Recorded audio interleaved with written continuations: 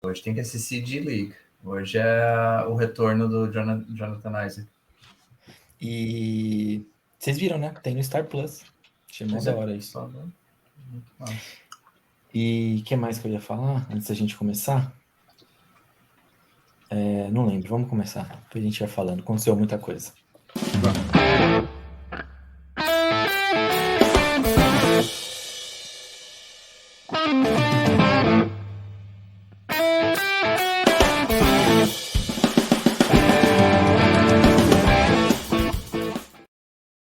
Bom dia, boa tarde, boa noite.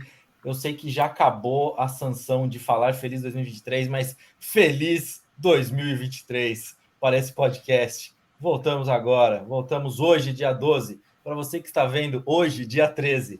É isso, porque a gente gosta de falar, de brincar com esse ontem, hoje, amanhã, quando sair. Eu e o Eric, a gente era campeão em fazer o tailgate spread. E era muito divertido. Hoje, tudo em ordem invertida, com um pouquinho só de diferença aí na estética para você que está nos vendo pelo YouTube ou pelo Spotify também, que tem vídeo no Spotify, pessoas. Olha, eu fazendo propaganda gratuita para o Spotify. Essa ferramenta que nos ajuda e que tem dado poucos plays por lá. Por favor, pessoas, deem plays no Spotify, para o Spotify ajudar a gente a ranquear melhor lá também. E falei demais já, mas aqui, para retomar o podcast nesse ano de 2023, depois do nosso recesso cheio de Cuba Libre, temos aqui comigo Eric, Fernandão e Luquiba, e vamos começar por cima hoje.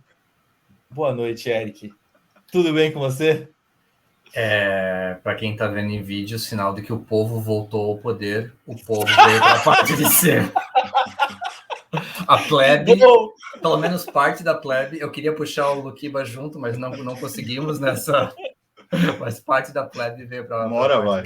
Uma hora vai. Mas bom demais estar aqui de volta com vocês. Feliz de ver o Luquiba, Fernandão, chefinho. E 2023 vai ser muito bom para a gente. E vamos arrebentar aí no podcast. E se você não ouvir no Spotify, Mohamed Benal fará uma visita à sua casa. Pode ir no YouTube também, mas assista, por favor. E divulgue para o amiguinho. Divulgue para o amiguinho. Esse ano, Eric, é o ano da serotonina. Eu vou repetir a piada que eu ouvi hoje e tem muita risada. Entendeu? A gente está dando risada sem saber por que a gente está dando risada. É muita felicidade. É muita felicidade. Seguindo para baixo, então. Boa noite, Luquiba. Como vai? Pronto para voltar? Eu sei porque que eu tô dando risada. Cara, tô bem, tô... saudade que eu tava de vocês aí, de bater nosso papinho aí semanal. E vamos lá que tem bastante coisa para conversar. É isso aí. E por último, mas não menos importante, boa noite, Fernandão. Como vai? Fala, meu patrãozinho, Luquiba, Eric, todo mundo que vê e ouve a gente. Estou feliz de reencontrá-los todos, ver que está todo mundo bem. E sempre feliz porque você faz a sua introdução, e a sua introdução sempre me lembra coisas boas. Você falou, né, de hoje, dia 11, nós estamos gravando, mas dia 12 sai num lugar, 13 em outro. Ontem, hoje, amanhã, é sempre muito relativo, e me lembrei de Santo Agostinho, no livro Confissões, livro 2, o tomo 11, livro 11, tomo 2, livro 11, onde ele diz o seguinte: se me perguntam sobre o tempo, digo que sei, mas quando vou responder sobre o tempo, já não sei mais. Acho que é bem isso aí que você faz com ontem, hoje e amanhã. Mas hoje nós vamos falar de esporte, algumas coisas felizes, outras coisas para celebrar a memória, não vamos dizer coisas tristes, mas para celebrar a memória de gente que acabou nos deixando aí nos últimos dias, mas que foram gigantescos na sua vida esportiva e também na sua vida pessoal. Vamos em frente, eu já falei demais. Um beijo para todos. É isso, pessoas. Mas é como a gente sempre gosta de falar, não esqueçam, antes da gente começar aqui, o protocolar não esqueçam de nos seguir nas redes sociais. Tailgate Zone no Instagram e no Facebook e Tailgate Zone _BR no Twitter. E conforme prometido, está aqui o cu. A gente não sabe se o cu ainda é relevante, como o Eric bem disse, mas está aqui o cu. Tailgate Zone. Estamos lá também. Tire as notícias do cu do Tailgate Zone. É isso aí. E como a gente também gosta de falar, aquele jabá bacana e que está de forma deveria estar de forma um pouco diferente aqui, mas acabei de achar, está assim de forma diferente. Não esqueçam de também ir lá para o YouTube, se você está vendo isso. Se você não está, também corre lá e vai lá no YouTube e se inscreve, deixa o seu comentário, ativa o sininho, dá um like. E agora aí, ó, tampa todo mundo, só para você lembrar que é importante. Pisca na tela também para você ter noção como isso é importante. Então, por favor, não esqueçam do YouTube para gente. Falei que algumas coisas estavam diferentes por aqui, mas o papo continua bom. A gente não precisa mais fazer ginástica laboral agora na hora do jabá. Pois é. Pois é, senhores, seguinte, tivemos um podcast também que passou aí, para quem deixou passar, esqueceu de ver isso durante o ano, a gente divide em duas partes a conversa que a gente teve lá em Itatiba, em maio do ano passado, no Encontrando o Tailgate. Então tem 2 episódios aí, que é o episódio 122 e 123 do Zonecast, contando um pouco da nossa conversa ali, que foi bem interessante. E eu revivi tudo aquilo lá, foi bem legal. Também coloquei um textinho ali, uma homenagem mais a vocês mesmo, porque foi muito boa aquela data. E eu tinha separado um negócio diferente para começar esse podcast. Mas antes de começar, eu reparei que eu estava impossibilitado, porque eu sairia as lágrimas aqui hoje. Mas é isso, queria só deixar novamente registrado. Muito obrigado, foi sensacional. E não esqueçam de ver esse papo, que tá muito legal. É um papo bem bacana. É um papo, não é de... Tem discussão, lógico, porque a gente chuta Luquiba e Rafik no mesmo lugar, e o Rafão ainda também. Aí já era. Aí vai ter treta dos 3 lá. Bem asquerosa. Mas o resto tá bem legal. O Eric bem ácido. Eu tinha o Leopoldo para me defender também. É isso. Mas nós vamos começar agora. Agora, sim, agora. Vamos começar agora. Vamos para Hoje na História e a gente começa a paçoca.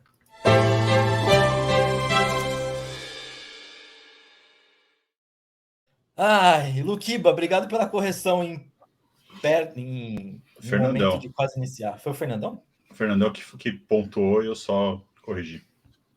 Caramba, que beleza. Eu tô, pra vocês verem como eu tô alucinado. Tá vendo? Eu nem reparei quem tinha escrito o negócio. Mas beleza. Começamos por 12. A semana vai de 12 a 18. Quem está escrevendo janeiro é o Luquiba. A gente perdeu aí 2 semaninhas de Luquiba, mas já temos Luquiba novamente, como a gente comentou no último podcast que estávamos aqui batendo um papo. 12 de janeiro de 1918, Joey Maloney marcava 4 gols e chegava a 20 gols em uma temporada, se tornando o primeiro a conseguir isso. No final da temporada ele ainda conseguiu ainda mais 24 gols, chegou a 44 e foi uma marca bem histórica para a época. Isso na NHL, que eu não falei.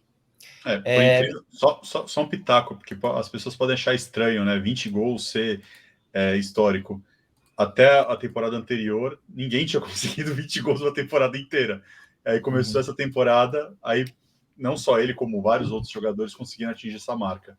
Então, só para não ficar tão estranho assim. Posso fazer uma pergunta completamente do meu desconhecimento de esporte? Como que era a questão de ataque e pontuação na época que o goleiro jogava sem aquela proteção? A gente tinha mais gols naquela época, porque era mais difícil o goleiro proteger a meta? Tinha regras diferentes, será? Sempre que eu vejo aquelas imagens antigas, eu penso, primeiro, o cara é maluco. O cara é completamente maluco.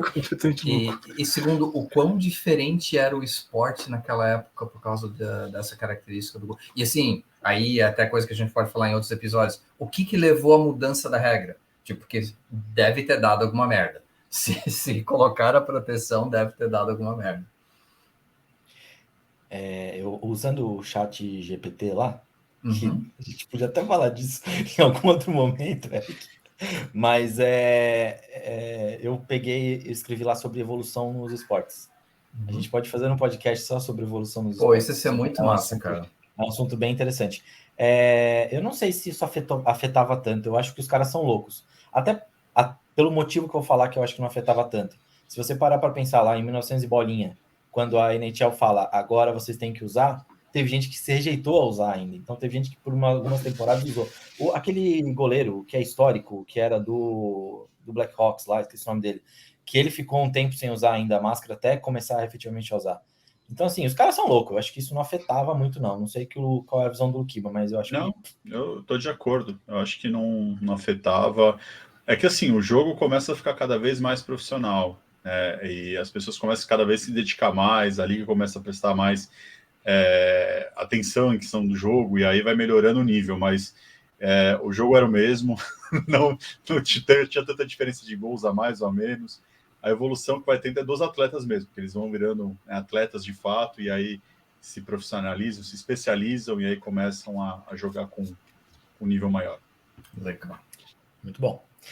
Seguindo, então, para dia 13 de janeiro de 1962, a gente tem Will Chamberlain fazendo 73 pontos, que era a maior marca da época.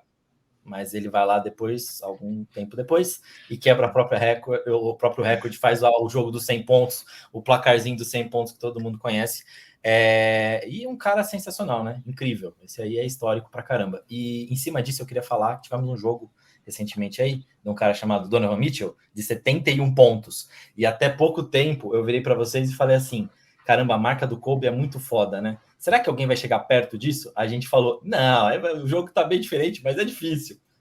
Aí o Donovan Mitchell, desgraçado, 71 Não só ele, né? Teve, acho que em 2 semanas, 4 ou 5 atletas passando de 50 pontos, o Doncic, entre outros. Então, assim, o jogo tá realmente mudando e tá virando uma pelada praticamente. Você vê jogos de 150 pontos, 160 pontos, então é possível. Eu lembro que quando eu disse isso. Com 100, 120 é difícil, mas se aumenta para 150, aí já vira possível. E é o que vai acontecer mesmo. Se continuar nesse ritmo de só bolas de 3, por que não? Pois é, e Doncic falando I need a recovery beer. Achei maravilhoso. Puta, que homem maravilhoso. Bundudo, bonito, joga muito, ainda toma uma cervejinha. Nosso ídolo. Nosso ídolo. Seguindo, a gente tá no segundo dia. Seguindo, dia 14/1 de 1993. Mark Eaton, NBA também, tá? Então, Mark Eaton consegue 2 tocos no jogo e chega à marca de 3.000, coisa que até então só tinha sido feita pelo Kareem Abdul-Jabbar. Kareem Abdul-Jabbar que possivelmente nos próximos anos verá seus recordes sendo dizimados graças ao nosso Wemba, querido Wemba, que estará em algum time aí. Nosso bonecão de poço preferido, Eric, é nós, a gente acredita no cara. Deixa o bust do Lukiba aí. Beleza, seguindo. 15 de janeiro de 1892, que foi a correção que precisou ser feita antes de começar esse episódio aqui. Jamie Naismith, ele publica, né, no The Triangle, que é um jornal escolar lá de Springfield, sobre 13 regras para criar o basket espaço ball. E aí, bom, a gente sabe o que acontece depois disso. Para quem não sabe também, o Museu Hall da Fama do basquete tem o nome dele, leva o nome dele, também fica em Springfield, em Massachusetts. Então, assim, é um Hall da Fama que me lembrou muitas coisas, me emocionou bastante, bem legal, vale a pena a visita. E foi reformado recentemente, então vale mais ainda a visita. Algum comentário em cima disso? Vocês querem fazer? Posso seguir? Sim, só que ainda bem que você frisou em Springfield, Massachusetts, porque tem um Springfield em cada lugar, então é bom mesmo. Até por isso que os Simpsons botam Springfield, né? Porque ninguém sabe qual que é a cidade de Homer Simpson e companhia. E para você que gosta de cerveja, vai para a cidade e 1 horinha de lá tá Treehouse, que vale muito a pena. Nossa, Treehouse é a coisa mais incrível que existe no estado de Massachusetts. É isso que eu tenho para dizer. Não, eu esqueci depois o nome da do cidade. Boston Red Sox. Agora que eu tô na parte de cima, eu tenho que defender as nossas coisas aqui. Qual que é a cidade? Esqueci, Eric, da Treehouse. Aí, ó. Não. É isso aí. Aqui. Eu não vou lembrar, mas é maravilhosa, vale muito a pena mesmo. E é muito barato também tomar cerveja lá, muito barato mesmo. Beleza. Seguindo, então, dia 16 de janeiro de 1966. Mais gente na NHL fazendo um monte de gol, 4 gols de Bob Hull, e ele se tornava o primeiro jogador da franquia de Chicago a chegar à marca de 300 gols. Então, o primeiro jogador com carreira em Chicago chegando a 300 gols. Então, também marca bem marcante. Um cara que é marcante também teve seu irmão jogando muito também na NHL. Os dois jogaram, né? Muito bem. E o Bob Hull ainda é o maior artilheiro, né, da história. Ele chegou aos 300, terminou com 600 e poucos e ainda permanece como o maior. E eu pesquisei, a cidade é Charlton. Boa. Beleza. Seguindo então, 17 de janeiro de 1988, uma jogada histórica na NFL, entre tantas outras que a gente pode falar. Mais uma que não sei se apareceu já para vocês, ou aparecerá, mas enfim, essa que estamos falando agora é a The Fumble, que foi o jogo foi a final da AFC entre Denver Broncos e Cleveland Browns, e aí é o Browns que tá com a bola na linha de 1 jarda ou 10 jardas. Eles conseguem o first down, só que o cara, em vez de parar no first down, não, ele vai tentar o touchdown. Porque ele vai tentar o touchdown, ele sofre o fumble, e isso faz os Broncos chegarem ao Super Bowl. Fantástica essa jogada, é bem interessante. É uma imagem dessa jogada que estará nas redes sociais no dia 17. E os playoffs da NFL começam esse final de semana, então quando vocês estiverem ouvindo, já fiquem sabendo que começa, e podemos ver mais jogadinhas aí que ficam para histórias. Quem sabe a gente não tem outro milagre de Minneapolis, a gente tem essas coisas. Vão ter vários fumbles no domingo. Vários fumbles no primeiro jogo de domingo. Fumble Bowl. Ai, que delícia. O milagre do Skylar.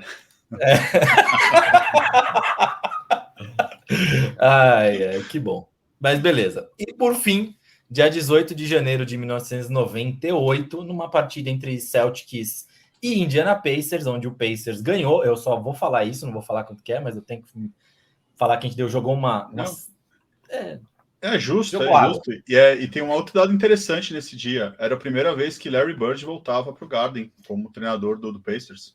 Do Pacers. E, bom, tudo isso nesse jogo, até por conta dessa volta do Larry Bird ao Garden, aproveitaram para fazer a aposentadoria da camisa de Robert Parrish a 0-0, aí, como o Fernandão estava fazendo aqui, assim, o 0-0. E também vale falar, né, que Bird, Parrish e o McHale foi o primeiro Big Three aí que tivemos na NBA.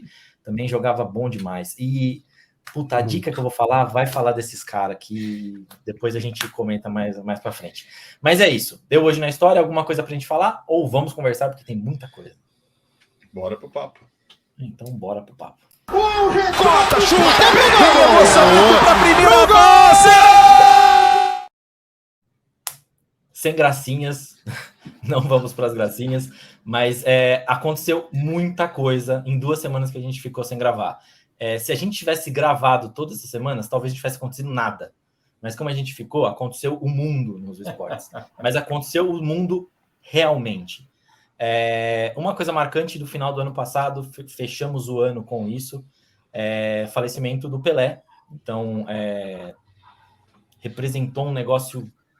É uma notícia muito triste para a gente, é um ídolo do esporte, independente de quem o Edson foi, o Pelé é eterno, o Pelé é eterno até um filme, mas enfim, o Pelé é eterno, o que ele significa para o esporte. A gente teve uma conversa muito interessante sobre isso no grupo do Tailgate, quando a gente foi escrever a nossa homenagem, que foi para as redes sociais.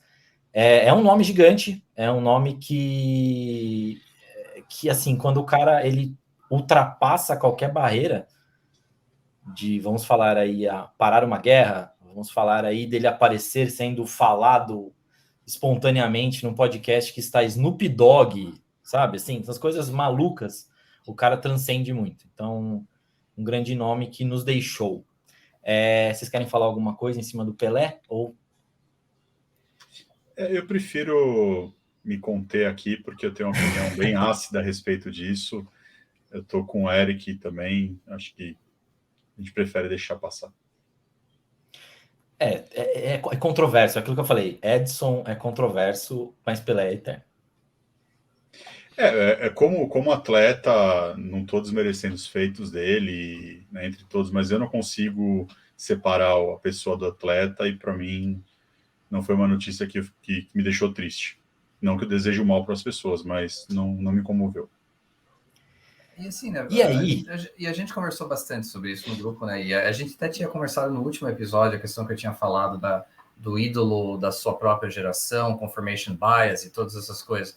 No fundo, assim, a importância dele foi gigante. Ele foi o melhor da sua época, ele foi um desbravador, eu acho que essa é a melhor palavra para definir, tipo, em relação à fama que ele teve, né? Então, um homem negro do Brasil ter a fama que ele teve naquela época realmente é um negócio espetacular. Mas eu não vou entrar na discussão de melhor de todos os tempos, porque aí a turma da direita aqui tem uma opinião bem semelhante, ou a turma da esquerda, dependendo de onde você está olhando. Não, mas na verdade, eu acho que essa foi um negócio que a gente meio se conscientizou entre todos contra esse negócio do GOAT e tal. Mas é que aquela frase foi a frase do Haaland, né? Que foi perfeita no Twitter, né? Falando que qualquer coisa que vocês estão vendo agora, Pelé fez muito antes. Ele foi o desbravador, como o Eric falou. Então, não é nem a questão do maior ou não, é o que ele representa.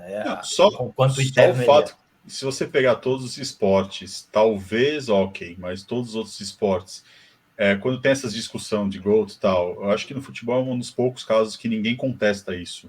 Todo mundo fala, ok, o Pelé mas assim, mas se a gente pensar em outras épocas, mas ninguém contesta o fato do Pelé ser o GOAT. Diferente de outros esportes que a gente sempre tem aquelas discussões. Eu acho que só isso mostra a grandeza que ele teve. Mas, próximo assunto aí. E aí... Põe a trilha sonora do Pelé cantando, Felipe. ABC. Eu prefiro a falta do Titanic. Ai, meu Deus. Então, mas tristemente, da mesma forma que foi o Pelé, tivemos Roberto Dinamite também essa semana, e essa acho que pega bastante para mim e para o Fernandão, que tivemos ele nos nossos times, e também um cara grande, um cara que foi importante para o Vasco até fora de campo, né, Fernandão? Roberto, eu estava falando esses dias aqui, né, com a Érica ontem especificamente, né, de que eu sou um vascaíno que tive sorte de ver o Roberto Dinamite jogar enquanto o Roberto Dinamite de verdade, né? Porque assim, muitas vezes a gente acaba, pessoal mais novo, né, vendo os seus grandes ídolos, jogadores, voltando para os seus times já com uns 35, 36, final de carreira. É legal, é claro, é sempre bom ver esses caras jogando, é sempre importante. Mas eu me lembro de Roberto Dinamite de 82, de 83, em 85, quando o Romário aparece, ele faz dupla de ataque com o Romário, Roberto com Tita, Roberto com Cocada, com Giovani, com William, com Luiz Carlos Vinck, com um monte de outros gigantescos jogadores, com Abel Braga, com Moisés, com Zanata, com Mazzaropi, com um monte de gente. E um cara que eu acho que ele foi... Talvez até pela personalidade dele, né? O Roberto sempre foi um cara muito conciliador, muito tranquilo, nunca rebateu com violência ou veemência qualquer coisa que falassem sobre ele, fosse principalmente as coisas contrárias, né, à personalidade dele. Eu acho que muito dessa personalidade mais retraída, mais introspectiva, acabou não fazendo com que o Roberto fosse reconhecido como ele deveria ter sido reconhecido, né? A gente pega, né, números depois, nessa fase aí, nos últimos dias, desde quando ele morreu e até o enterro, né? Maior artilheiro de São Januário, maior artilheiro do Maracanã, maior artilheiro do Campeonato Brasileiro. A gente sabe que esses são números muito difíceis de ser superados, porque os jogadores já não ficam mais tanto tempo quanto Roberto, Zico, Júnior ficaram, né, nos seus times na década de 70, 80. Então são números bastante difíceis de serem superados. Mas isso mostra o quanto que ele era bom, né? E era um cara que finalizava como pouquíssimos da sua época, que sabia bater falta, que sabia cabecear, que tinha qualidade para armar, que tinha qualidade para driblar. Então o Roberto foi um enorme jogador, um grande jogador, e uma figura para o Vasco que não tem tamanho, né? Um time que a gente sabe, o Vasco tem muitos outros gigantescos nomes na sua história, mas talvez o cara que, quando você fala assim, Vasco da Gama, time de futebol, o primeiro que vem na sua cabeça, pelo menos na minha cabeça, a primeira figura que vem é Roberto Dinamite. Então, sem dúvida alguma, uma perda sentida para todo mundo que gosta de futebol, que gosta do Vasco principalmente, mas vale muito sempre celebrar o que ele fez, porque ele foi muito grande. Ele é muito grande. É isso. Só reforço as palavras do Fernandão. Um jogador explosivo, como o seu nome aí, mas não com temperamento explosivo. O que eu lembro, e cheguei no Brasil em 82 e eu tinha simpatia pelo Flamengo quando criança, em Santa Catarina. Que horror, Eric. Eu sei. Ainda bem que eu passei dessa fase.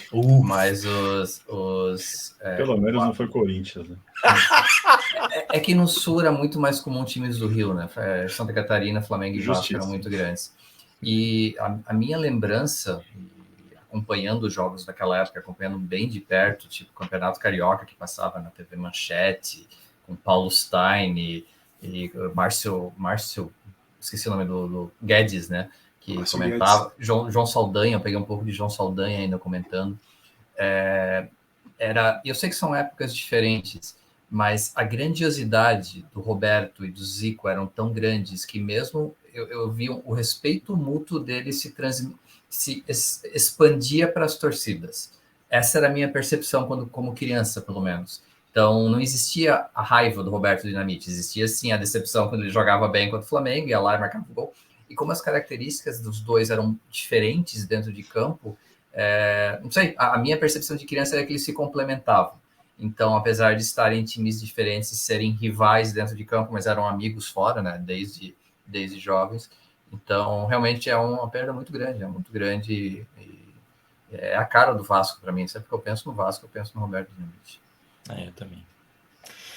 Muito bom. E Patanzinho, só uma coisa curiosa. O meu pai foi jogador das categorias de base do Vasco, jogando com o Roberto Dinamite.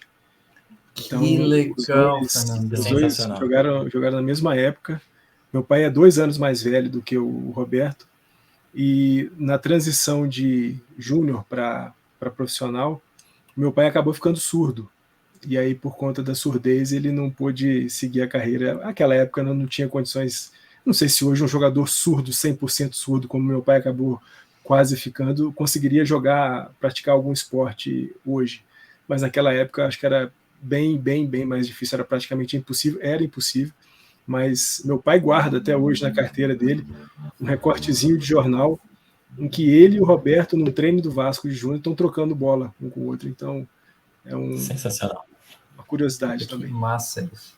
Tá vendo? Onde você vai ouvir isso? Só no Zonecast. Não tem jeito, gente. E tem outra coisa também que vale a pena reforçar, né? Tirando a parte atleta, a parte cartola, dirigente, ele tirou o Eurico Miranda do poder. Só de ter feito isso, cara, meu. Isso aí. Por isso que eu falei, ele foi importante pro Vasco fora de campo também. Sim, muito. Como cartola ele foi muito importante. Desculpa manter o clima nesse estágio, mas teremos que falar de alguma coisa também que aconteceu, e eu acho que a gente tem que, de certa forma, meter o pau na NFL e, de uma certa forma, também homenagear as grandes pessoas que foram Sean McDermott e Mike Tomlin. Mike Tomlin, olha que louco, não era dele que eu ia falar, era do Zach Taylor que eu ia falar. O técnico do Bengals e o técnico do Bills, com o feeling que eles tiveram com tudo que aconteceu. O Damar Hamlin, né? Ótimo, que já temos notícia que ele já recebeu alta, que ele já está em casa e etc e tudo mais. Não vai voltar a jogar mais essa temporada, mas enfim, ele já está em casa, já está melhor do que foi. Mas tivemos um caso de morte súbita em campo na NBA, né? É morte súbita mesmo, o nome é esse. Foi morte súbita. Ele morreu em campo. Ele morreu em campo. Ele foi... Eu falei o quê? NBA. Eu falei NBA, desculpa. Na NFL. Então tá. Ele morreu em campo, foi reanimado. De tudo que a gente leu de matéria nesses tempos, a chance disso é muito pequena. Me vieram casos na cabeça daquele jogador do Benfica, que eu esqueci o nome, do camaronês também, lá bem pra atrás. Mim, o Serginho, para mim. O Serginho, exatamente. Eu estava assistindo aquele jogo, então para mim foi uma coisa que na hora eu lembro. Eu acho que na nossa cidade, aquele jogo, todo mundo assistiu. Quem tem nossa cidade assim, todo mundo assistiu aquele jogo naquela época do Serginho, marca muito. Não, eu estava no Morumbi. Pior ainda, você estava realmente lá. Exatamente. Era a época que eu era São Paulino nascido. Então, assim, puxaram muito caso desse, então, assim, você vê que realmente o que aconteceu com ele foi aquelas coisas sem explicação, né? Mas tá bem agora. E nisso, a gente descobriu uma pessoa de Damar Hamlin, que também é maravilhosa. Um cara importantíssimo para a comunidade, um cara que tinha uma fundação que estava tentando arrecadar $2.000 e tantos para doar brinquedo para crianças da comunidade. Enfim, a fundação dele está aí agora com $8 milhões, sei lá, de tanta doação que recebeu. Então, além de um atleta ali que teve um problema em campo, morreu em campo e depois foi animado, descobrimos uma pessoa fantástica ali naquele jogador. para mim foi bem marcante, porque foi o que eu tava conversando com vocês, né? Eu tava vendo o Pacers, e aí todos vocês começaram a mandar muita coisa no grupo, aí eu mudei. Quando eu mudei, aí eu vi que tava parado o jogo, aí eu ainda, na infelicidade, não sabia o que tava acontecendo, vocês falaram assim, ó, o jogo tá suspenso, né? Até segunda ordem. Aí eu falei, mas por quê? Por conta de uma lesão? Aí vocês falam assim, não foi uma lesão, foi muito mais sério que isso. Aí eu fui começar a ver os vídeos, tal, entender tudo que tinha acontecido. E aí a NFL levou mais de uma hora para parar esse jogo, para suspender, tomar uma ação com isso. É absurdo e é mais absurdo ainda a gente ver comentaristas do esporte falando que a NFL está arrumando para a cabeça em querer cancelar esse jogo às vésperas de playoffs. Então, assim, a gente vê como a galera perdeu a noção por completo do ser humano além dos negócios, né? Para mim foi muito bizarro isso. E aí, palmas pro... Eu esqueci o nome dele agora, porque foi jogador dos Broncos, se eu não me engano, que estava na TV, na ESPN americana, falando sobre isso, né? Que o importante naquele momento era Ryan Clark, exatamente. Que naquele momento era só importante a saúde dele, porque, como eles sempre falam, né? O next play era só ele voltar a respirar e estar vivo, né? Não era mais um simples jogada de campo. Então, lamentável, seu Goodell. Lamentável. Assim, o que pega mais para mim, a gente tá fora de forma ainda, retornando a gente tá retornando. Não, mas não é nem só isso, é o clima de bosta que fica, né? Porque como eu tô aqui embaixo, assim, eu me sinto, né, no dever de baixar a cabeça e deixar os de cima falarem. Meu Deus, já, né? Que bom, tá vendo? Vocês sabem tirar desse clima deprê que eu deixei, foi legal, isso é bom. Bem-vindo à turma de baixo, Fernandão. Mas, cara, o que pega para mim, assim, o que eu acho... Shit happens, foi um lance infeliz e ainda bem que conseguiram reanimá-lo. Para mim, a discussão mais importante é a hora que acabar a temporada, a Associação de Jogadores sentar com a NFL e rediscutir a questão do seguro-saúde desses jogadores. Eu entendo que é um negócio e eu sou o cara que sempre defendo o negócio das ligas, mas o limite mínimo ser 3 anos e 3 jogos, se não me engano, 3 anos mais 3 jogos, para você ter direito a um seguro-saúde após a sua carreira, é muito grande pelo que o esporte representa hoje na sociedade americana e sociedade mundial. Você tem que dar condições melhores para esses atletas poderem ter uma garantia depois, assim. Imagina, cara, garantir, assim, o caso dele acaba sendo emblemático, então garantir o contrato dele, coisa que não acontece com a maioria dos jogadores que se lesionam, e ele vai precisar de grana para um acompanhamento no futuro dele, independente como homem, como profissional, que quer tomara que ele volte a jogar, mas se não voltar a jogar, como cidadão, né? Então, essa é a discussão mais importante. Eu entendo todo o drama em volta do fato em si, estou feliz pelo que aconteceu com ele, mas eu não vou dramatizar o que a imprensa falou, o que aconteceu, o que o Goodell fez. O que eu quero é o que vai acontecer com os jogadores da liga a partir de agora. Essa, para mim, tem que ser a grande discussão. Isso deve rolar, isso deve ser o primeiro assunto deles assim que tiver a primeira reunião da Associação de Jogadores. E continua sendo, né, patrãozinho? Até nessa linha que o Eric trouxe do negócio, eu acho que o atleta continua sendo o maior ativo da liga. Sem o jogador, não acontece a liga.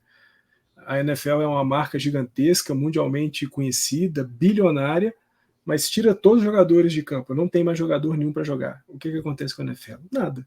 Não acontece absolutamente nada. Então, você precisa preservar seu principal ativo, você precisa ter o cara com condições de se recuperar. E nisso que o Eric falou, seja para a vida dele como uma pessoa comum, seja para ele conseguir voltar a ser o atleta que ele era até antes de sofrer a lesão. Então, importante, essa discussão que o Eric traz é fundamental. É preciso defender, proteger os caras que estão fazendo a liga ser bilionária, a liga ser um negócio ultra rentável. Precisa defender os caras, precisa proteger os caras. E pegando o bonde nisso que você está falando, Fernandão, é assim, é proteger os caras, o que a gente está falando não é só o agora, é o futuro também. Porque imagina um pai que está vendo isso e fala assim, não vou deixar... A gente brincou isso com o João, inclusive, né? Exato. O João falou assim, meus filhos não vão jogar futebol americano. Entendeu? A não ser que seja long snapper. A não ser que seja long snapper. Então, assim, é um negócio bizarro, entendeu? Imagina o pai que tá na sala vendo e fala assim, porra, eu não vou autorizar meu filho a jogar um negócio desse, ele pode morrer em campo. E é legal porque você volta... Legal. Entenderam esse legal, né? Tá, tem um parênteses aqui. Você volta lá para trás e pensa que o futebol americano foi proibido, de uma certa forma, pelo governo americano por conta de terem mortes em campo. E é por isso que depois tem todo o protocolo, muda a forma do jogo, capacete aparece, etc. Mas assim, para o futuro da liga é importante. De todos os dramas, né, que foram vividos ali nos momentos de tentativa de reanimar o Damar Hamlin, vale ressaltar, né, a rapidez com que ele foi atendido, isso é fundamental, isso mostra que em qualquer esporte profissional, em qualquer nível, é fundamental que você tenha uma equipe médica capaz de atender prontamente a qualquer tipo de acidente, incidente, de acaso, porque quando a gente pega, né, a cena da lesão do Damar Hamlin, é um negócio completamente casual. Você nunca vai pensar que um cara que tomou uma pancada no peito ia sofrer o que esse cara sofreu, né? A gente conhece das lesões na cabeça, de lesões ligamentares e tudo mais, mas pô, o cara tomou uma pancada leve dentro dos padrões da NFL e de repente quase morreu. Né, morreu por um tempo e ainda bem pela qualidade dos caras que estavam ali, pelo pronto atendimento, conseguiu ser reanimado. Então, esse é um protocolo para esportes e aqui no futebol brasileiro, em algumas séries do nosso futebol, seja estadual, seja nacional, essas coisas ficam, né, meio perdidas aí, às vezes não tem a ambulância, às vezes não tem um corpo médico ali, pelo menos paramédicos que possam fazer um primeiro atendimento, então isso é fundamental.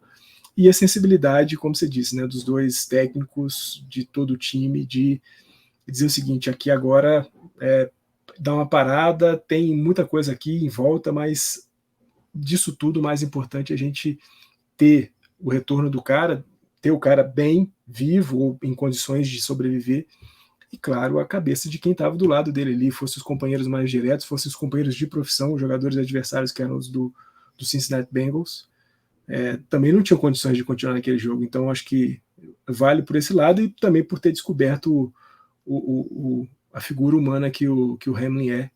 E ainda bem que ele, que queria só juntar 2.000 conto, conseguiu juntar alguns milhões de dólares. Que bom.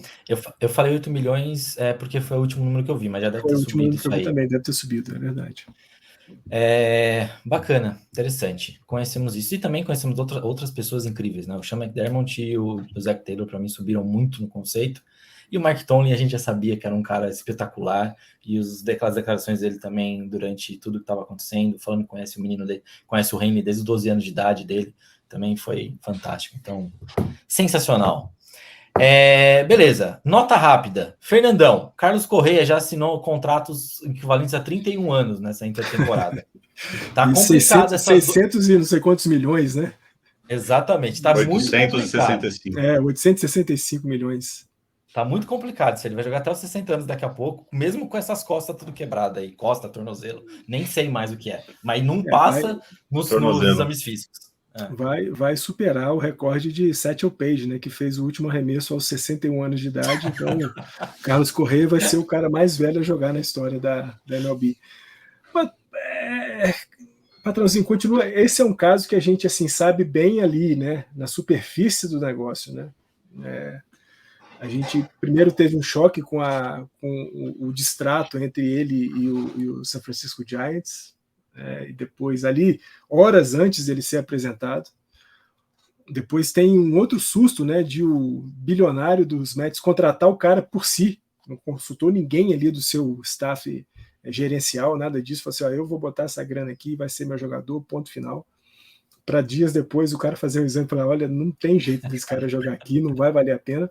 E para agora ele voltar para o Minnesota Twins, que era o time que ele estava antes, né? Que ele abriu mão do contrato, ele tinha mais um ano de contrato, mas ele tinha essa opção de sair do contrato, ele fez essa opção porque o mercado era bom para ele, né? A posição de shortstop, ele é um dos grandes, pelo menos é tido como um dos grandes jogadores da posição na MLB, seria bom para ele testar o mercado. Pareceu ser muito bom, né? Porque ele estava ganhando dinheiro em todos os times que ele passou, San Francisco Giants, New York Mets. Agora nos Twins está ganhando menos um pouquinho, mas ainda assim é uma ótima grana, né? Saiu de 300 e tantos para 200 milhões, tá muito bom ainda. Mas é isso, é ver como é que vai ficar a primeira cabeça dele, né? Porque o cara é contratado num time dispensado, contratado dispensado.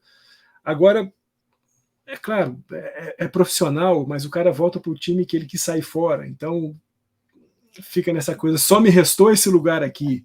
É complexo. E sabe o que é mais complexo, Fernandão? O Giants só queria renegociar o contrato com ele. Era só isso. E aí, deu o que deu. O problema é que tem uma pessoa chamada Scott Boras no meio. Esse é o problema de tudo. Exatamente.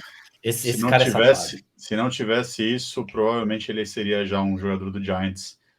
Porque qualquer problema que tivesse ter tido, outro agente teria conversado, negociado, beleza.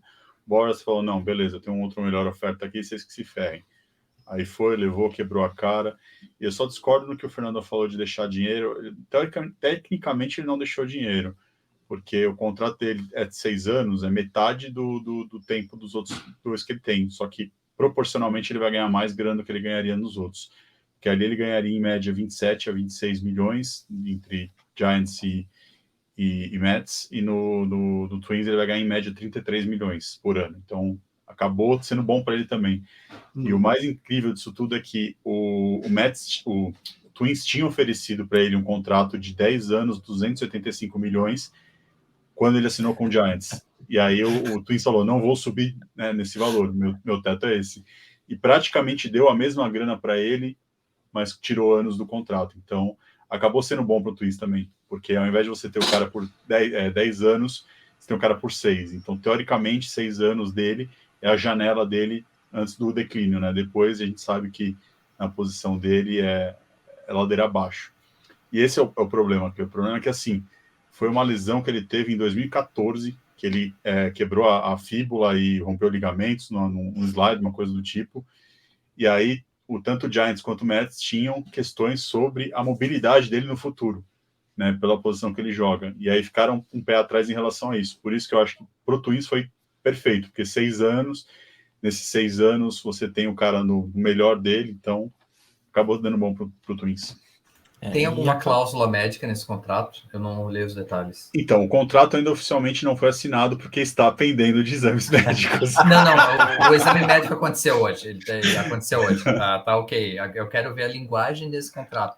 Que pode, Sim. Né? Pode colocar. Eu imagino que tenha provavelmente vai ter alguma cláusula relacionada a isso, protegendo os dois lados, protegendo tanto o atleta quanto o clube. Mas para mim o mais importante é que eu vi que não tem buyout, né? Normalmente a gente vê esses contratos com 3, 4 anos já com opções de você pular fora do contrato. Aparentemente esse contrato não tem essas opções, então são pelo menos 6 anos de correr no Twins. Minha única opinião sobre esse assunto todo, eu quero o contato de WhatsApp do médico do Twins para o meu próximo admissional. Como é que é o nome de time do Fantasy lá? É Pending Physicals, né? Pending Physicals. Exatamente. Nem fez. Fernandão, você fala alguma coisa aí? Eu ia falar que assim, o Carlos Correia está na liga desde 2015, exceto 2020, que foi uma temporada curta, e 2017, que você pode colocar algum asterisco aí na produção ofensiva dele. Sempre foi um cara muito produtivo, seja para média, seja para força, né? Ele tem uma média aí, tirando essa temporada de 2020, uma média de mais de 20 home runs por temporada, tem uma média de carreira de quase 28% de aproveitamento.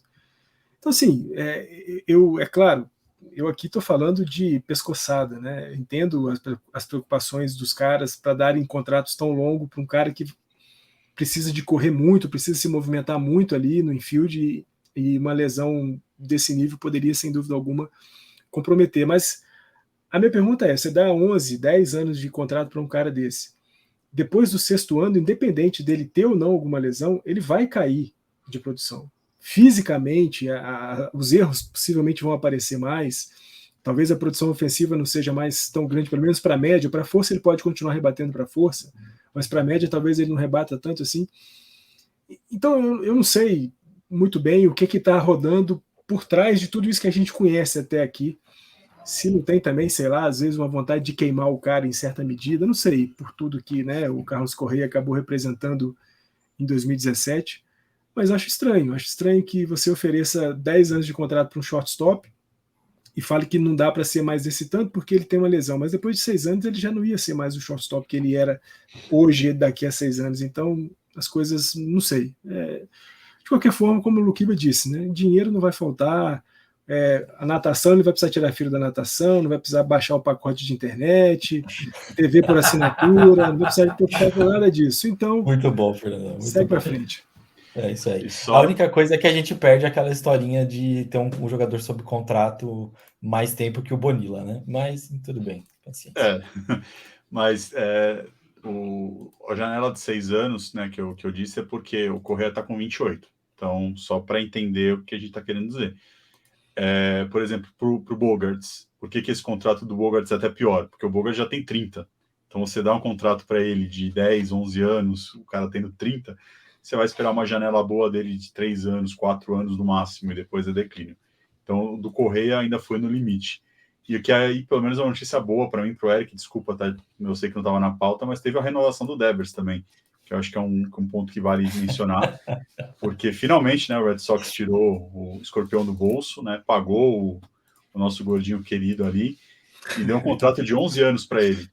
Então, assim, o Devers está com 26 anos. Então, teoricamente, é um contrato produtivo para Boston, porque 11 anos dele, eu imagino que seriam pelo menos 7, 8 anos dele em alto nível e os últimos 3, 4 anos como DH, né, já querendo ser, teoricamente, sucessor do Ortiz. Então, eu acho que para Boston foi um ótimo negócio. Parabéns aí. E parabéns, interessante o modelo, né? Cuspindo aquele coisa linda, preta, aquele coisa. Interessante o contrato, né? Porque ele primeiro faz tem o contrato do arbitration, né? Que vale para essa próxima temporada, e a extensão é só em 24. Então, isso. Bem, e pelo que eu li, mas o contrato, eu já li os termos do contrato, não é tão saudável assim para Boston. Porque, assim, claro, no começo ele ganha menos e aí nos últimos anos vai ganhar mais. Mas a questão não é essa. A questão é que tem uma cláusula que a cada ano que ele de contrato, 7,5 milhões não vão ser pagos. Só vão ser pagos 10 anos depois daquele ano. Então, assim, o primeiro ano de contrato dele, 7,5 milhões, só vai ser pago no 11º ano. Então, isso significa o quê? Quando acabar o contrato dele, Boston ainda vai estar pagando mais 10 anos de 7,5 milhões para ele por ano. Então, esse aí é o nosso próximo Bonilla. É o Bonillazinho. Aí, para quem não assiste o Red Sox, o Devers tem uma característica de conversar muito com ele mesmo no batting box. Agora, com esse dinheiro todo, eu pagaria por um feed dele. Tipo, o que será que vai falar com ele? Puta, será que vem um festival? Puta, o que será que eu vou comprar essa semana? Strike! Ai, muito bom, muito bom, muito bom, muito bom. Beleza, saindo agora, o que seria o assunto principal desse podcast, vamos falar de NFL e vamos falar dos nomes finalistas para a classe de 2023 do Hall da Fama, que tem 15 nomes, eram 28, esses finalistas foram reduzidos para 15, e agora desses 15, entre 4 e 8, pelas novas normas do Hall da Fama, serão eleitos, serão realmente induzidos ao Hall da Fama, só que eles precisam ter pelo menos 80%, no mínimo 80% dos votos para conseguirem ser eleitos. Então, beleza, temos nomes interessantes, temos 3 nomes que é o primeiro ano de elegibilidade, já estão aqui. Temos um nome que eu achei muito legal, que é o último ano de elegibilidade dele, mas ele aparece pela primeira vez na lista de finalistas, que também é bem interessante. E depois temos uma pancada de nomes aí, temos um injustiçado, para mim, o maior injustiçado de toda essa lista. E eu vou deixar o Eric até deixar vocês com uma imagem na cabeça quando a gente for falar desse cara, porque eu estou com essa imagem na cabeça até hoje, desde a nossa conversa. Eu vou passar rapidinho aqui pelos nomes. e depois a gente começa a falar quem a gente acredita aí e quem a gente não acredita. Bom, primeiro ano de elegibilidade e já está aqui nos finalistas. Darrell Reeves, Joey Thomas e o Dwight Freeney. Então, esses são os 3 nomes aí novos. Aí temos o Albert Lewis, que é finalista pela primeira vez e é o último ano de elegibilidade dele. Ele foi cornerback dos Chiefs, uma carreira relativamente longa e uma curiosidade que depois mais para frente eu falo também. Temos também Willie Anderson, Torrey Holt, Red Wayne, Devin Hester. Devin Hester, tá, todo mundo aqui viu bastante. 19 retornos para touchdown. Até surgiu o Cordarrelle Patterson, talvez tenha sido o melhor retornador da história. Mas isso aí também é julgável, acho legal falar. André Johnson, Jared Allen, DeMarcus Ware, o Zach Thomas, e Ron Barber, Patrick Willis e Darren Woodson. Então temos esses nomes aí. Eu quero começar com o Darrell Reeves aqui rapidão, porque depois eu deixo vocês falar. Eu só quero falar dele em específico. Dos outros a gente vai conversando depois. Porque quando eu li essa lista, para mim, ele era o primeiro a entrar. Para mim, eu falei assim, esse cara tá dentro. Esse cara tá dentro. Aí eu fui pegar, e porque eu tava com isso na cabeça. Para mim, foi assim, tudo bem, tem o Charles Woodson também, que eu vi jogar e absurdo. Mas, assim, eu falo assim, esse cara aqui foi dominante. Darrell Reeves foi dominante, Reeves Island, não sei o que, tal, fudido. Beleza. Aí eu fui olhar os cornerbacks que são first ballot. Ele não chega aos pés desses caras. Não chega. Porque se você pegar a carreira do Reeves, ele teve os primeiros anos de Jets, que são os primeiros anos do contrato dele, os primeiros anos de carreira dele, que são realmente dominantes, que são impressionantes. Depois você tem anos capengas dele. Então ele não mantém uma regularidade como todos os outros que são first ballot tem. Por exemplo, você tem, quando eu tô falando de first ballot, você tem Champ Bailey, Deion Sanders, Darrell Green, Mel Blount, Willie Brown, e são esses. E aí, se você pegar os números do Ron Barber, que tá nessa lista aqui de finalistas junto com ele, os números do Barber são muito melhores que o do Reeves. É que o Reeves foi dominante por um período de tempo e a gente ficou com isso na cabeça. Para mim é isso. Para mim ele não é first ballot. Para mim ele espera mais um ano para entrar. Apesar de eu achar que ele é um Hall da Fama, com certeza. Podem discordar agora e podem falar de quem vocês quiserem. Bom, não, eu vou começar com o Reeves, porque eu acompanhei bastante, né, dele, tanto óbvio, contra, né, quanto a favor, né, que ele jogou Exato. Também no Patriots. Um ano só, né? Um ano no Patriots. Um ano e ganhamos um título com ele. Mas a questão é a seguinte, os números dele não são bons porque simplesmente as pessoas tinham medo de jogar em cima dele. Esse é o maior fato, Clê. Desculpa, eu sei que você fez toda essa pesquisa, mas assim, o quarterback tinha medo de jogar onde ele estava. Então, assim, os números deles não são tão bons por conta disso. O cara era tão dominante que a pessoa olhava e falava, não, ali eu não vou lançar para outro canto. Claro, lançava lá, permitia recepções, tal, não sei o quê, mas o domínio dele foi tão grande nesse sentido. Ele era, para você ter uma comparação que você vai entender melhor, que nem o Barry Bonds, que as pessoas tinham medo de lançar para ele e dava o intentional walk. É nesse mesmo sentido. Para mim, por isso, ele merece logo de primeira. Só esse ponto que eu queria falar. Eu abro para os nossos colegas aí, porque a gente discute outros nomes. Não, mas eu sabia que viria esse tipo de argumento, beleza? Mas um cara que eu usei para comparação também, para tentar falar, porque eu acho que não, o Richard Sherman teve lá seus 2-3 anos, que era a mesma coisa. Todo mundo com medo de lançar para onde estava o Sherman. O problema é que a defesa do Seahawks era muito melhor. Exatamente. Ali é diferente por conta disso. Porque a Legion of Boom ali era completamente diferente. O Reeves praticamente era ele quem? Cromartie já no final de carreira. Então, o Reeves, teoricamente, ele intimidava a esse ponto. Das pessoas, até Tom Brady ficava com medo de lançar. Então, assim, era um alvo que sempre...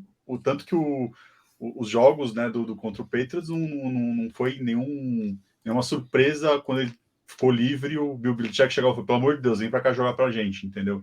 Então, eu entendo o que você está dizendo, mas para mim, ele tá numa categoria só ele, entendeu? Ele merece logo de prima mesmo. Deveria pesar no voto da pessoa se está primeiro ano no ballot ou simplesmente ele escolher os melhores jogadores estão no ballot? Eu acho que isso pesa. E até esse é um argumento que eu iria para falar de um outro nome. Por isso que eu estou deixando primeiro passar o Revis para a gente chegar no nome. É que é uma pergunta mesmo. Vocês acham que pesa, então? Pesa, eu acho. Eu acho que assim, o cara é first ballot, você tem que ver a dimensão dele na posição e coisas do tipo. Você entendeu? Por isso que provavelmente o Zach Thomas ainda não entrou. Né? A gente vai falar dele, e por isso que eu acho, e por isso que eu acho que o Joe Thomas não deve entrar de first ballot. Nossa, esse é o que eu discordo demais. Para mim, então, esse cara tem que entrar. Não, então, mas é o que a gente está falando, é no mesmo sentido. Ele foi o melhor tackle da geração, mas ele foi o melhor da história. Aí entra naquelas coisas que você não gosta de falar. E aí você vai pegar os outros tackles que já entraram, se você for comparar, você fala, pô, ele não merece ser um first ballot. Ele é um Hall of Famer, mas não um first ballot. Eu acho que é por aí. Mas o Revis, para mim, não tem o que falar. O cara foi dominante. Os números podem não mostrar isso, mas a gente pode usar número tanto para argumentar um fato positivamente ou negativamente. Então, eu não gosto de usar estatística para definir se o cara é ou não é. Para mim, a dominância que ele teve em campo, isso já diz tudo a respeito dele. Tá, então só para acrescentar também mais nesse ponto, Luquiba, não foi só... Eu falei dos números, obviamente, para comparar com um dos outros, mas eu também quero frisar isso que eu levantei da questão dos Jets. Ele foi muito dominante por um período de tempo, acho que menor que os outros que são first ballot, entendeu? Se você pegar para comparar. Ele ficou 5 anos. Ele envelheceu dominante. Mal, é isso que eu queria dizer. Sim, ele ficou 5 anos dominante no Jets. Aí ele teve uma lesão, praticamente não jogou um ano. Aí esse ano ele foi para Tampa, foi um desastre em Tampa. Aí ele voltou para o Patriots. Aí no Patriots ele teve também um outro ano dominante. Aí ele saiu do Patriots, voltou para o Jets. Claro, já não era mais o mesmo cara. Você entendeu? Então, o final da carreira dele, com certeza, mas os 5 primeiros anos da carreira dele, ele teve o quê? 10 anos de carreira, 11 anos de carreira. Os 5 primeiros anos da carreira dele, o cara foi dominante ao ponto. Não, é absurdo. Realmente. Para mim, já merece o primeiro ballot dele. Se o Hall da Fama aceitasse um voto assim do cara que ouviu falar muitas vezes, é o meu voto. O Darrelle Reeves é um cara que eu votaria, porque quando você mandou a lista para a gente dar uma olhada nos nomes, eu até separei aqui os meus nomes de caras que eu nunca prestei muita atenção no jogo assim para marcar quem são os caras bons e o que eles fazem exatamente. Eu nem sei as posições aqui dos caras. Mas o Darrelle Reeves, eu ouvia falar tanto desse cara o jogo inteiro, quando ele passava, que eu falei, pô, esse cara eu colocaria. Tanto é que eu coloquei aqui o Darrelle Reeves, o Red Wayne, o Devin Hester, o DeMarcus Ware, o Zach Thomas e o Dwight Freeney. Seriam as minhas escolhas só porque o quanto que eu ouvi falar desses caras durante jogos, ou durante reportagens, ou em matérias de televisão, em leituras de internet e tudo mais. Então, eu acho que assim, se valesse um voto do cara que ouviu falar muito, eu votaria no Reeves. É engraçado, porque assim, eu não quero falar do Freeney, porque senão vai falar que eu tô desprezando o Reeves em favor de um clubismo em cima do Freeney. Por isso que eu nem quero falar. Mas ele é uma contradição para mim. Comparado aos outros jogadores também, que são first ballot da posição, ele não tem os mesmos números, mas ele envelheceu bem, ele foi relevante por muito tempo, e ele deu uma reviravolta, muitas vezes, na posição com o spin move, né? Então, assim, mas eu não quero falar dele, senão eu vou falar que é clubismo meu e que eu estou macetando só o Reeves. Eric, fala aí, fala da galera aí, vai. Cara, a minha lista seria igual do Fernandão, igual do Mestre Fernandão. E eu coloquei no grupo aquele dia, o Zach Thomas tem números praticamente iguais ao Urlacher e só não tá lá por algum motivo que eu não sei qual é. É simplesmente isso, tá na hora de ele entrar. Eu gosto do ponto que o Henriqueta colocou, né? Que ele teve na mesma época do Ray Lewis, do Urlacher, de um monte de gente que era muito absurda. Só que realmente, depois que foi buscar os números, é muito parecido. Você pega, eu até anotei. O Urlacher tem 8 Pro Bowls e 4 vezes First Team All-Pro. O Thomas foi 7 vezes Pro Bowl e 5 vezes First Team All-Pro. Então, assim, são números muito parecidos, e é um cara que era muito, muito legal de ver jogar, né? Então, Bom, Eu posso te dizer uma coisa, que a primeira jersey que eu comprei de um jogador da NFL foi a do Thomas. Uma laranjinha do Dolphins do Thomas. Então, assim, eu também gosto bastante dele, né? Para mim, ele tá na minha lista que entra. Posso até falar minha lista. É o Ravens, o Joe Thomas, apesar de eu achar que ele não deveria entrar, mas eu acho que ele vai entrar. O Zach Thomas, o Freeney. Aí eu coloquei o Torrey Holt e eu coloquei o Ron Barber. Para mim, são esses nomes, são os nomes mais aptos, né? O Hester eu não coloco esse ano, porque eu concordo com você, que para mim ele não é nem no Cordarrelle, ele ainda é o maior recebedor, né, retornador. Nesse ponto, eu lembro também jogos que as pessoas tinham medo né, do Panther chutar em campo para um retorno dele, né? Então, eu entendo a grandeza, quebra de barreira, tá, mas eu não acho que deveria ser logo de cara, eu acho que deveria esperar um pouco. Mas Jared não é o primeiro ano dele, tá? Não é o primeiro ano dele, não. Sim, mas eu acho que não deveria entrar agora, isso que eu tô falando. Ah, tá. Deveria esperar mais um pouco. O Jared Allen é a mesma coisa, eu sei que também não é o primeiro ano dele, mas também eu acho que ainda não é a hora dele entrar. O Red Wayne, para mim, também não é hora de entrar. Eu acho que ainda tem que esperar um pouco. Para mim, o Torrey Holt é um cara que já deve entrar agora. Você vai pegar números, mas esse tem mais touchdowns do que o outro, esse tem mais recepção. Não, eu só estou falando no geral. Eu não gosto de analisar números para falar se o cara é Hall of Famer ou não. Para mim, é o impacto que o cara teve como atleta ali no dia a dia. Por isso que eu digo do Ravens, para mim, ele é um Hall of Famer de primeira entrada. E a minha lista basicamente é essa. O Ron Barber, para mim, de todos o que estão aí, é o cara mais subestimado que tem. Porque é um cara que foi muito regular a carreira inteira dele, né? Muito relevante, mas ele não era a estrela como o Ravens foi a estrela, você entendeu? Então as pessoas olhavam e falavam, sabe? Mas é um cara que passava uma segurança tremenda para a secundária, né, do Bucks. Então eu acho que é um cara que merece entrar. A minha lista é parecida com a tua, Luquiba. Bem parecida com a tua também. Quando eu olhei a lista, para mim, o primeiro era Ron Barber e o Zach Thomas também, porque essa discussão do Zach Thomas, eu não sei se foi com o Eric, mas eu já tenho ela há algum tempo, desde a primeira vez que ele apareceu, assim, sabe? E a gente falou, pô, o cara não entra, mano, o cara não entra, como assim? Então, eram dois caras que eu colocaria com certeza. Tem um nome interessante, que durante na minha cabeça eu tinha ele como um Hall da Fama, mas eu também não sei se eu colocaria ele. E aí, na hora de estudar, eu acabei puxando outros dados, e tem uma coincidência também. O Patrick Willis, na minha cabeça eu tenho um cara, esse cara é Hall da Fama, com certeza. Quando eu fui dar uma olhada, a carreira dele, ok, são acho que 8, 9 anos, não lembro agora bem, mas o que me caiu de coincidência com ele era daquela defesa do 49ers que tinha também o Chris Borland, que jogou por um ano. Ele ele se aposentou naquele mesmo ano que teve aquela saída de jogadores por conta de concussão. Então o Chris Borland teve uma concussão, ele se aposenta logo no ano seguinte, depois da temporada de calouro dele. E é nessa leva que o Patrick Willis se aposenta também depois de uma lesão no dedão. Então é bem curioso, mas é um cara que eu não colocaria tão cedo também em Hall da Fama. Apesar de ter uma produção interessante, mas eu acho que não... Eu não consigo... Eu achava que era um Hall da Fama, mas depois olhando eu falei, puta, não sei se o cara é tão Hall da Fama assim. Talvez seja bem mais pra frente. E... beleza, tô vendo que todo mundo já cansou desse assunto, mas só mais um ponto, que eu falei que tinha uma coincidência legal.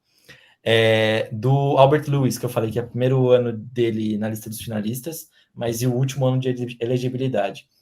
Ele tem um touchdown na carreira só. Primeiro de tudo, a primeira curiosidade, ele foi o cornerback mais alto daquele período de tempo que ele jogou. Muito louco, 6'2". E ele tem um único touchdown na carreira, e esse único touchdown é na última temporada dele, próximo de terminar a temporada regular. Então, assim, muito top mesmo. Achei bem legal. Alguém quer falar mais alguma coisa? Então tá. Antes de eu chamar as apostas, eu quero uma pergunta rápida, porque a gente vai discutir isso nas próximas semanas depois, provavelmente com mais informações que vierem. Aaron Rodgers não quis trocar a camisa no final do jogo contra os Lions. Ele aposenta agora? Ou ele não vai aposentar e foi só uma graçola de Aaron Rodgers, Eric? Não. Não aposenta. Deveria aposentar? Não. Quero ver mais propagandas do State Farm com ele. Então, Luquiva, o que você acha? Não aposenta, não deveria se aposentar, e a graçola foi porque ele deve sair do Packers. Ah, interessante. E aí, Fernandão? Não aposenta, não deve aposentar. Eu adoro o Arão Rogério. Achei uma sacanagem de boa parte de ditos analistas da NFL falando do Aaron Rodgers, porque ele errou, porque jogou mal, ou porque talvez tenha sido meio displicente no jogo contra os Lions, como se ele fosse um vagabundo, assim, como se fosse um cara completamente desprezível, um zero à esquerda da NFL. Nós estamos falando de um cara que há poucas temporadas atrás foi MVP, que entregou o Green Bay Packers na primeira posição de toda a liga, que já foi campeão da NFL. Então, assim, os caras têm que baixar um pouquinho a emoção. Aí eu tô aprendendo isso muito com o Eric, né, de dar uma baixada na emoção. Porque, assim, da mesma forma que os caras destroem um jogador completamente, isso não vale mais, você tem que aposentar, tá uma merda. Se o cara faz, assim, um jogo de 5 passos para touchdown, vira, assim, o monumento a ser a camisa aposentada em todos os times. Então, assim, calma. O cara também tem seus dias, o cara também tem seus momentos que não... Às vezes o time, eu pelo menos percebo muito o Aaron Rodgers como um cara que precisa de um time que inspire ele a fazer um pouco mais. Quando ele vê que os caras não vão dar muito certo, eu acho que ele também dá uma baixada. É claro, como líder, ele poderia talvez ser essa inspiração para o resto do time. Mas acho que tem um negócio de troca, né? Então, assim, porra, descer a mamona no cara como se o cara fosse um inútil completo. Calma. Ei, imaginem agora, ano que vem, ele no Raiders, ele nas comunidades indígenas lá de Nevada, com ayahuasca. Vai ser lindo, cara. Vai ser lindo. Eu acho que é outro, Não faz isso. É outro nome forte que vai lá pro Raiders, viu? Eu tinha falado do Jets e vocês falaram, acho que foi tudo o que falou Raiders, faz todo sentido. Quem não, você para acha, mim, Luquiva? eu acho que o Raiders é mais fácil Tom Brady ir lá pro Raiders do que o Rodgers. Eu acho que para mim o Rodgers tá com mais cara de um 49ers da vida, um time que já tá bem arrumado, que ele só vai chegar lá e ter 1 ou 2 anos fantásticos para se aposentar. Mas se o Brock Brock Purdy se o Purdy ganhar o Super Bowl, não tira ele nem a pau de lá, né? Ah, não ganha. Ele tá querendo recuperar nos cassinos que ele perdeu com a FTX, né? Tem por aí.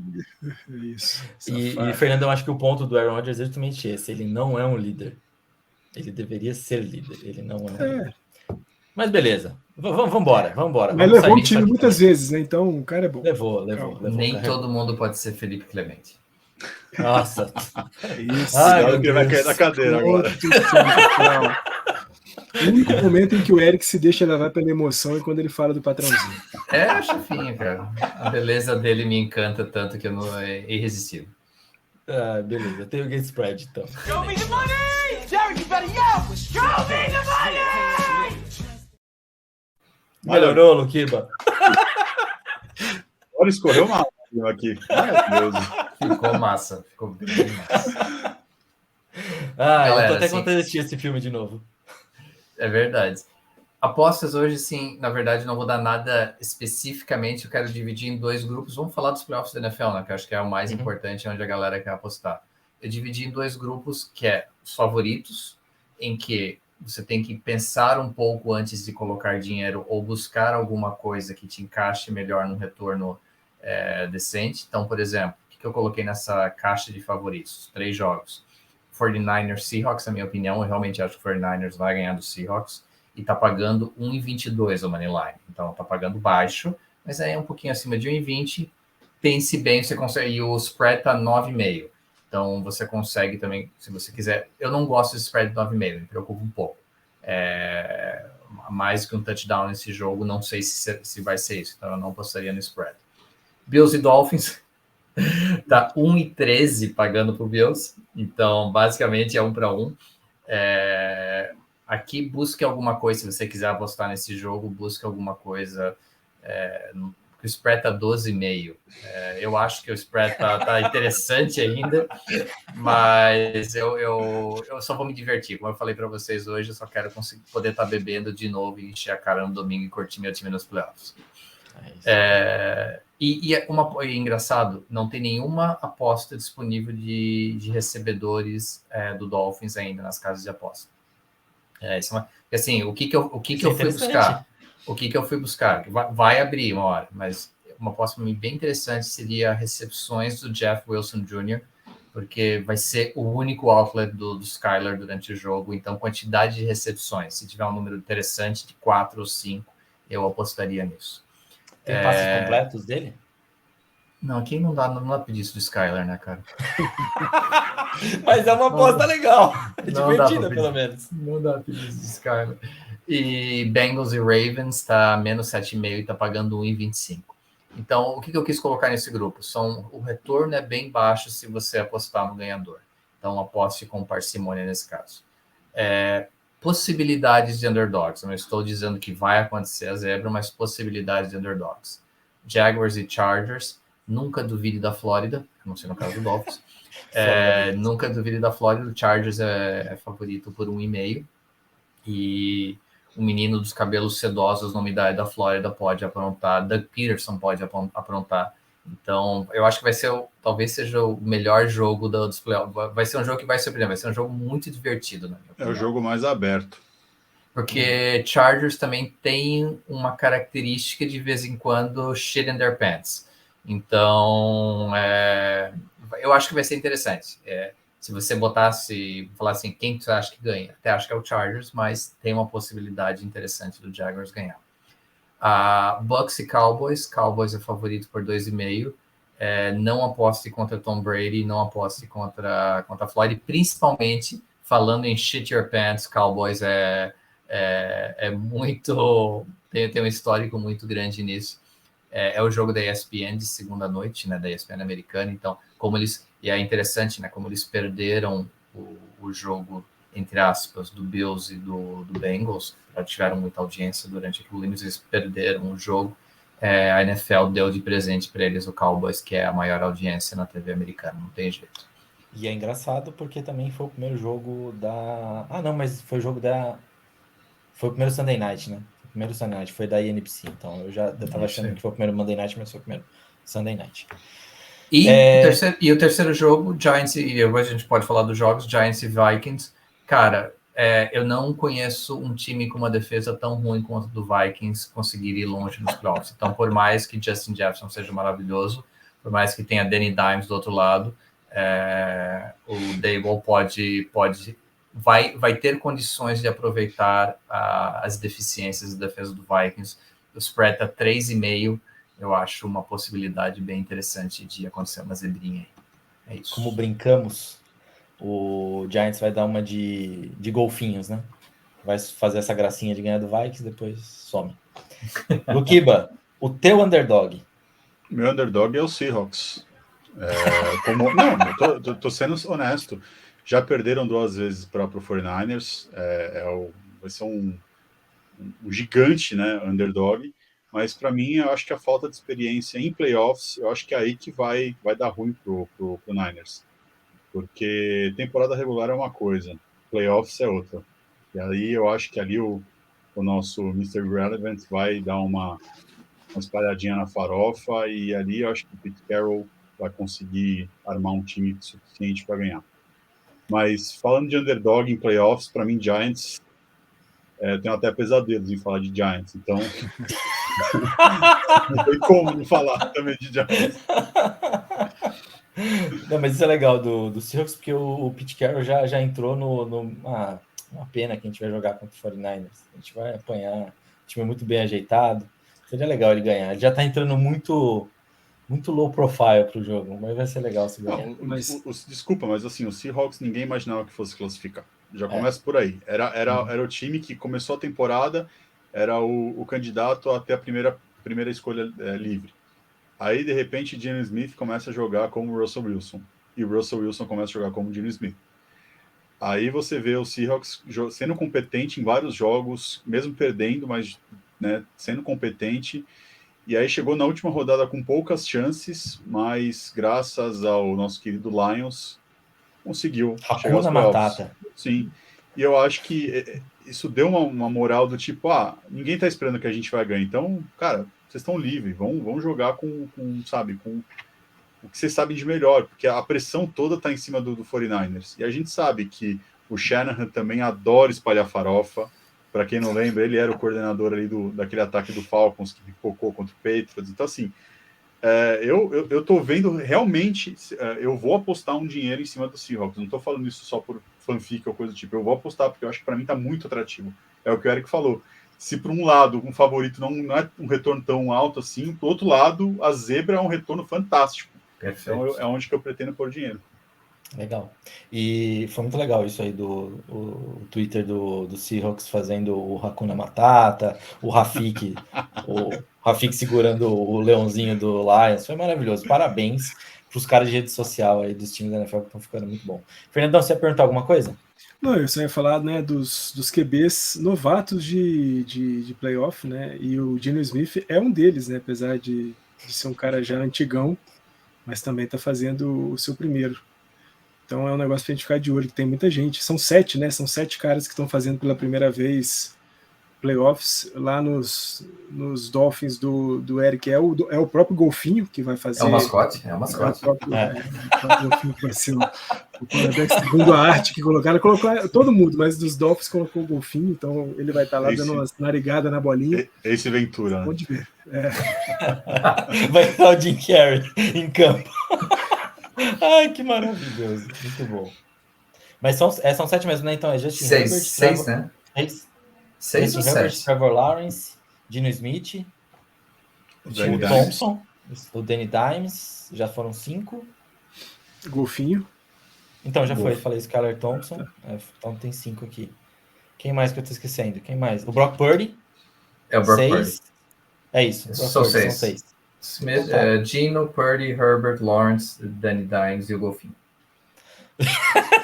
Ótimo, maravilhoso, é isso.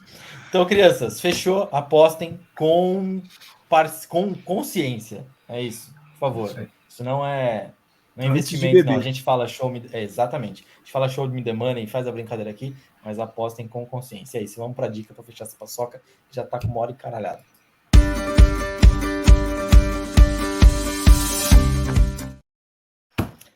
Como não podia ser diferente, a primeira dica já foi dada aqui, mas tornem a assistir, se vocês são pessoas novas que estão chegando e não pegaram a primeira dica.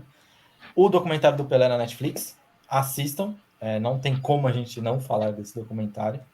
E a segunda que eu queria trazer aqui, e vem muito por conta da maldição do Luquiba trazer aqui os Pacers ganhando do Celtics e a aposentadoria do Robert Parrish, na Apple TV Plus temos uma série documental chamada They Call Me Magic, falando do Magic Johnson. É espetacular. Eu não lembro agora se são 5 ou 6 episódios, mas é espetacular. É maravilhosa. Tá lá ele de frente, tá a Jeannie Buss também, tem um monte de gente que eles levam, a Isaiah Thomas, passa pela carreira inteira dele, passa pelo caso dele descobrir que é HIV positivo, passa por tudo, é maravilhoso, maravilhoso. Vale muito a pena assistir. E aí eu queria fazer um paralelo com o que o Eric falou lá que tinha o Zico e o Dinamite, e as torcidas se respeitavam perante aquilo. Isso é totalmente diferente para Celtics e Lakers. E o que é mais engraçado é ver como tem na rixa das duas torcidas também, que isso acaba sendo, de certa forma, retratado, né, nessa série, como tem uma questão racial ali também na rixa. É muito, muito interessante. Assistam They Call Me Magic no Apple TV Plus. Queria trazer, então, vamos falar de Magic Johnson, e também, que é espetacular, como disse o Eric, se você não ouviu o podcast, estou dando spoiler, como disse o Eric, foi o que trouxe para ele a alegria ali, ver um cara com aquele sorriso maravilhoso, e muito do sorriso maravilhoso dele é dito também nessa série. Então assistam, eu fiquei encantado, passa por tudo. E o Pelé também, não tem como a gente deixar de falar de um ídolo nosso. É isso. Eric, Fernandão, Luquiba, muito obrigado pela participação de vocês. Foi muito bom estar com vocês, foi muito bom conversar com vocês, e aquele efusivo abraço para cada um de vocês. Para vocês todos, para vocês que nos ouviram até agora também, repito a mesma coisa, foi um prazerzaço estar aqui com vocês. Voltem na semana que vem. Semana que vem estamos de volta com mais um pouco. E na semana que vem eu também quero trazer um assunto, já vou deixar aqui, que eu mandei para vocês no Instagram, antes da gente entrar na gravação, que é sobre as andadas da NBA. Temos um detetive de andadas agora lá nos Estados Unidos. Não vou dar o nome nem nada aqui agora, porque a gente vai falar detalhado depois. E eu só não quis puxar esse assunto para essa semana, porque parece que teve uma solução esse cara aparecer nas redes sociais, mas eu quero esperar mais uma semana da temporada aí para a gente ver se realmente ele afetou ou não. Mas se vocês não viram ainda o vídeo, acho que não, porque estão com as caras de quem não viram, foram pegos de surpresa, então depois assistam. Mas temos nos Estados Unidos um detetive das andadas, muito legal, muito legal. E realmente está insano na NBA. É isso. Crianças, muito obrigado, beijo grande no coração de todos. Se despeçam só com um tchauzinho, eu não vou mais ficar esperando que cada um fale alguma coisa. Se alguém quiser falar, pede a palavra, senão a gente só encerra aqui. Beijo. A lei, só isso que eu falo. Eu vou falar Florida Beach. Florida Beach. Adorei aquele cara tocando guitarra para fazer o hino. Lindo, achei massa. Que lindo, aquilo foi horrível, distorcido. Falou, gente. Maravilhoso. Beijo grande para vocês. Valeu. Até semana que vem. Falou.